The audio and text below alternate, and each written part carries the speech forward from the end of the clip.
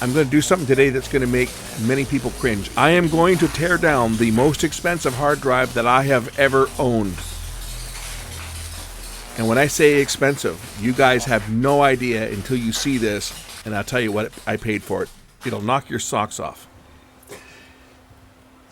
This is the most expensive hard drive that I have ever personally owned.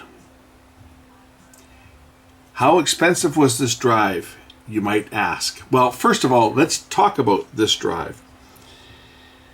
This was the very first hard drive that I bought for my first non-linear editing system. And the year would have been, well, this would have been mid-90s. I forget exactly what year it was. I was looking to see if there's a date code printed on here, and maybe somebody can read these codes and we'll know what it is. But I don't see any date codes. But look at the size of this drive. This thing's huge. I'm sure people are already Googling this to see what capacity it was. You're going to laugh. You're going to laugh. This is 9 gigs. That's it.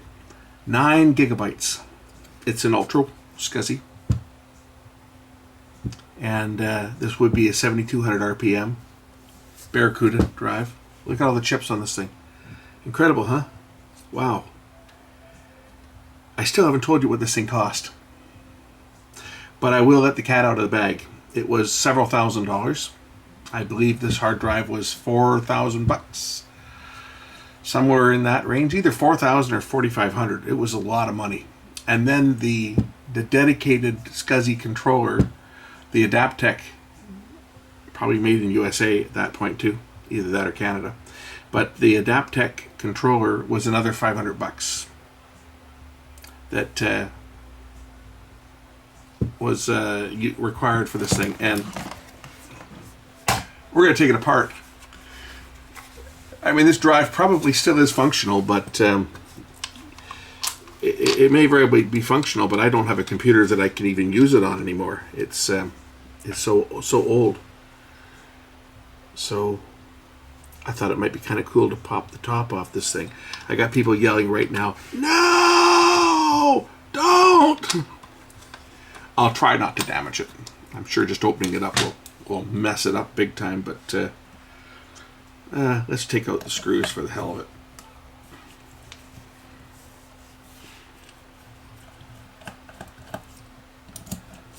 I think you guys deserve to see what's inside this thing. And how many platters are in here. Because I don't even know.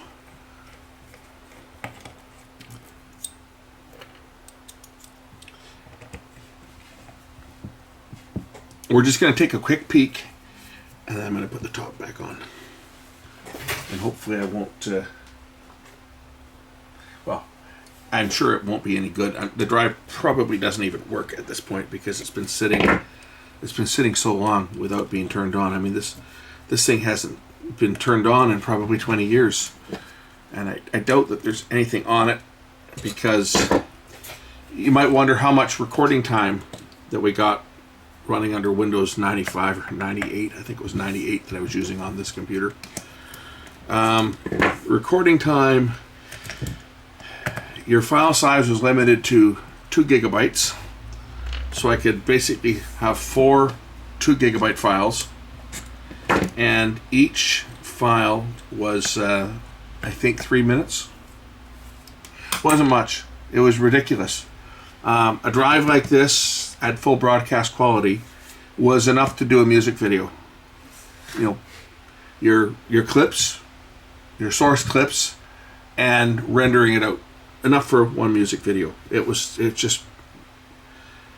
much, because the requirements for standard definition in RAW or even MJPEG, which is, I was using MJPEG, and at any type of resolution or any type of bit rate that came anywhere close to being broadcastable, it was ridiculous. I think there's another couple screws in here, probably under here. It was a ridiculous amount of bandwidth. Is there a screw here? I think there's one there. There's probably another one over here too. They want to make darn sure that nobody got into these things, right? Yeah, there's another screw there. That's not one there. There's probably another one over here. And there's for sure one right here.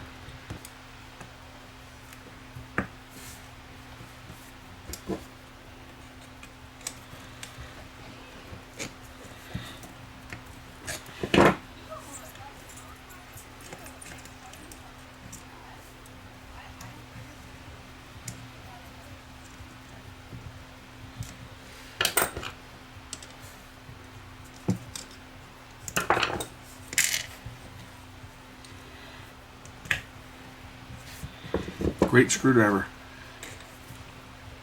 The bits won't stay in it anymore. The bits fall out if I'm not careful. Those are the shorter screws, so I'll just put those off to the side. And there's very likely another one down here. Yep, for sure. Another one right down there, so we'll just try to remove this one.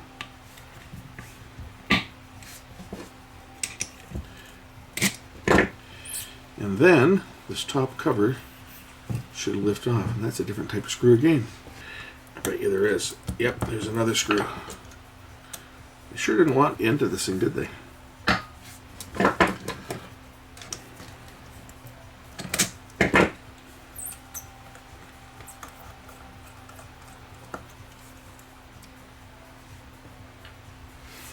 Okay, now this top.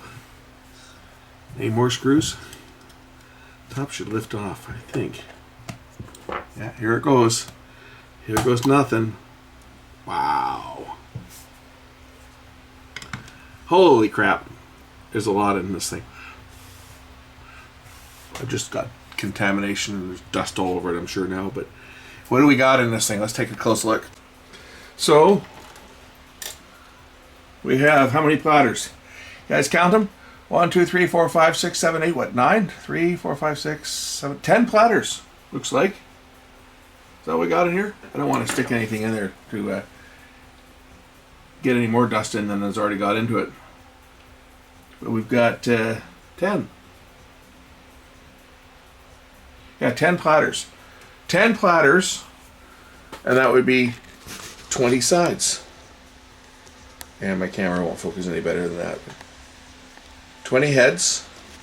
As you can see, dust is already accumulating on the surface.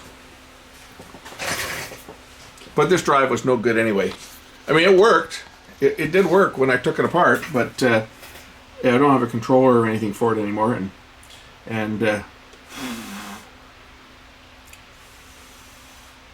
Or I have a controller for it, I just don't have a motherboard that the controller will work on.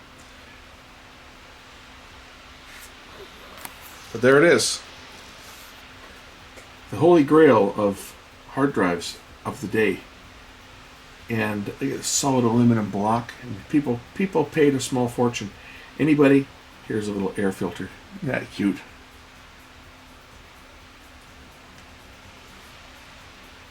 People paid a small fortune for these things. Anybody who was doing anything with video editing had to have another air filter back here. See, so even if there's a little bit of dust on this thing, the centrifugal force of the platter spinning will throw the dust off and it will be trapped in this air filter, and then the air will circulate around.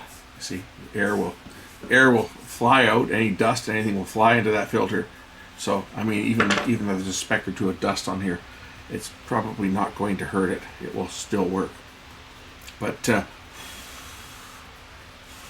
I'm going to put the top on this thing now because I just wanted to kind of show you guys the inside of an old, antique by today's standards hard drive that, let's say, cost a small fortune when it was new, and was a requirement for anybody that was doing anything to do with video editing. You had to have something like this because you needed the speed.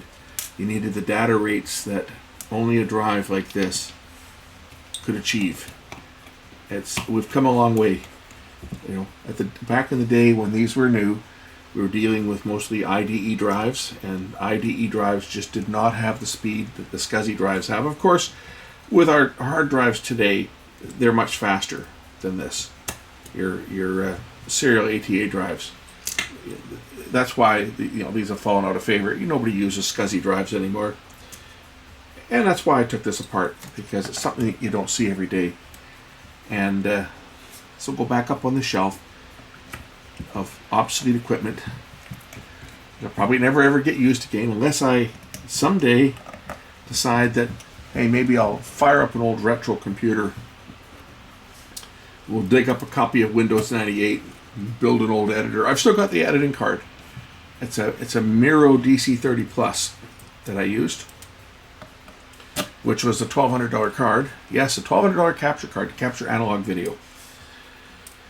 So if you add it all up, computer costs one.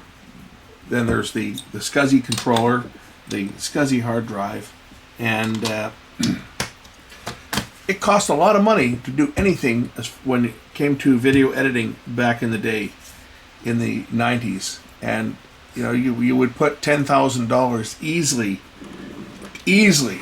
That's 10 grand. That's just where you started. The computer that I use for editing, I think I had close to 10 grand. And I'm trying to think back of all the crap that I had in there. $1,200 for the capture card and the motherboard. I started out with just one drive, but I ended up getting another drive, another one like this. It wasn't as big though. It was a 4.5 gig or 4 gig. I used it as my render drive so that I could store more source files and then render out onto a smaller drive. So I didn't pay quite as much for it. It was still fairly expensive, but it wasn't quite as expensive as this one. But it was a 10,000 RPM IBM drive, and it broke. It died. That was one of the things when this computer got taken down. I used this computer for about 3 years, and then I upgraded to the Matrox RT2000, and the RT2000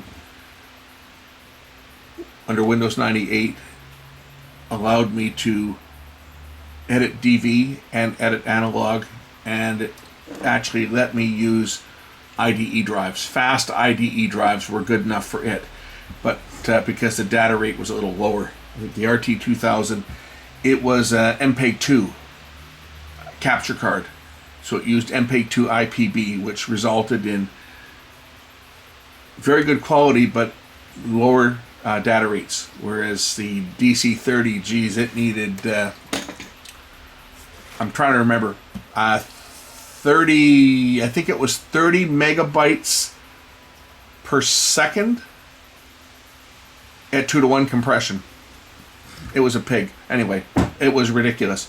It was basically at full capture resolution, 1 gigabyte per minute for broadcast NTSC quality video.